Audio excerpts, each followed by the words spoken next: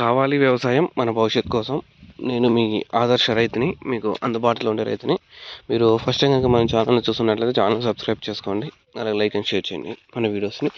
ఈరోజైతే మనం డిస్కస్ చేసేది వచ్చి మనమైతే మొన్నైతే కటింగ్ చేసాము.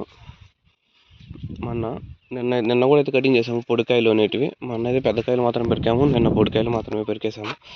ఈరోజు డిస్కస్ చేసేది ఏమంటే, మొన్న అయితే రేటు రైజ్ అయింది, 2000 వరకు అయితే పోయింది.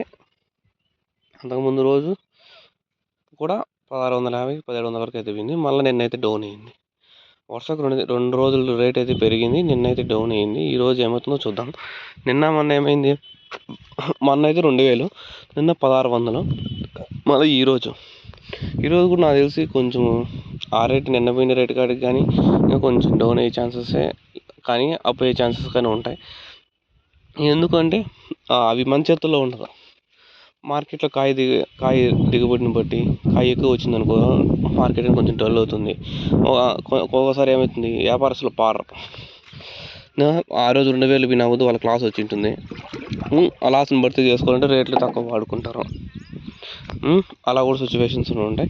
బయట మార్కెట్ రేట్ని బట్టి ఇక్కడ ఒక బాక్స్ 2000 కొన్నావు, 1500 కొన్నావు. నువ్వు ఎక్స్పోర్ట్ చేసాలకు ఇప్పుడు ఢిల్లీకి ఎక్స్పోర్ట్ చేయాలి పచ్చికాయ. ఎక్స్పోర్ట్ చేసే ఖర్చు ఎంత వస్తుంది? ఇక్కడ బాక్స్ మీద ఎంత లేదన్నా 200, 300 వస్తుంది అనుకో బాక్స్ మీద. ఆడు 2000 కొనిందని 250 అమ్మాల 20 కేజీలు. ఆడ 70-80 రూపాయలకైతే 70-100 రూపాయలు అయితే టమాటో కేజీ అమ్మాల. కానీ ఆడిపోయాలకు గిట్టదు కాబట్టి రేట్ అనేది వీళ్ళు ఏడ తగ్గిస్తారు. రెండు కోత వాళ్ళకి పోయిన లాస్ అంతా మన దగ్గర నుంచి వసూలు చేస్తారు. అది ఎవరైనా కానీ, గవర్నమెంట్ అయినా అంతే, వ్యాపారస్తుడైనా అంతే, నువ్వైనా అంతే. ఈ పంటలో పోయిందనుకో ఇంకో పంట ఎట్లా తిరిగి కొట్టాలనుకుని నువ్వు కూడా అలానే చేస్తావు. లాస్ అయిన తామా ఎక్కడ పోతుందో అక్కడే వెతుక్కోవాలంటారు సూత్రం. అంతే వ్యాపారస్తులైనా అంతే, గవర్నమెంట్ అయినా అంతే. ఎక్కడ దుడ్లు ఇస్తారో అక్కడే పెరికేస్తారు మళ్ళీ వెనక్కి. ఇక్కడ కూడా అంతే. మార్కెట్ అనేది జంప్ అయినప్పుడు ఎవరు ఏం చేయలేం. అదేమి పచ్చిసరుకు కాబట్టి ఆపుద్ది, రేట్ ఆపుద్ది. మన 2000 పోయింది, నిన్న యాసిపోయిన వాళ్ళకి 1600 పోయింది. దాన్ని ఏం చేస్తారు, మన 2000 పోయింది కదా నీ ఇప్పుడు 1600 పోయిందని అంటే అది కుదరదు. పచ్చిసరుకు ఆ రోజు రేటు ఆ రోజు. నువ్వు పొద్దున్నే వరకు మళ్ళీ సాయంత్రం వేరే మార్కెట్కి అయితే సాయంత్రం మార్కెట్కి వేసుకున్నావు అనుకో, అప్పుడు రేటు ఆపుద్దు. నీకైతే డబ్బులు అనేది వచ్చేస్తుంది. అంత కాకపోతే నీ 100 తగ్గుతుంది. ఒకవేళ రేపు 500 తగ్గిపోయింది అనుకో, మన 1600, 400 తగ్గిపోయింది.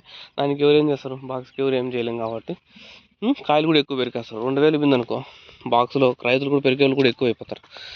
మన 2000 కాకపోయినా 1500, 1400 పోయినా చాలా కాడ పెరుగుతారు. అప్పుడు దిగుమతి ఎక్కువ అయిపోతుంది మార్కెట్లో. అప్ డౌన్ అయిపోతుంది. మళ్ళీ 2-3 మళ్ళీ రైజ్ అయిపోతుంది. అవి తెలుసుకొని లాజిక్గా పంట అనేది పెరగాలి. మీకు ఇవాళ రేట్ రైజ్ అయింది అనుకో, ఇటు సైడ్ మన మానపల్లి ఏరియా సైడ్ ఈరోజు రేటు నీకు 2000 పోయింది అనుకో, నువ్వు ఆ రోజు కాయలు పెరుక్కో, 10 బాక్సులు కావాల్సింటే పెరుక్కో. సాయంత్రం మార్కెట్లో అంగళ్ళు ఉంది, మొలకల చెరువు ఉంది, వేసుకో. అప్పుడైతే నీకైతే సొమ్ము చేసుకోవచ్చు. రేపటి సంగతి రేపటి దేవుడు ఎరిగే. ఆ రోజే ప్లాన్ చేసుకోవాలి, ఏ రోజు ఆ రోజే చేసుకోవాలి. రేపు రేట్ ఉంటుందో ఉండదో తెలియదు, ఆ లెక్క ప్రకారమే అంతే.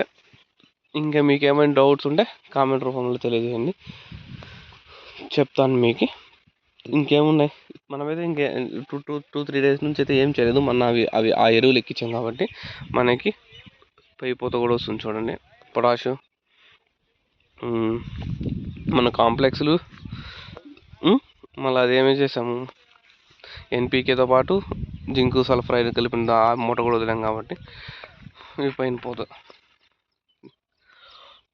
అనేది కూడా వస్తుంది.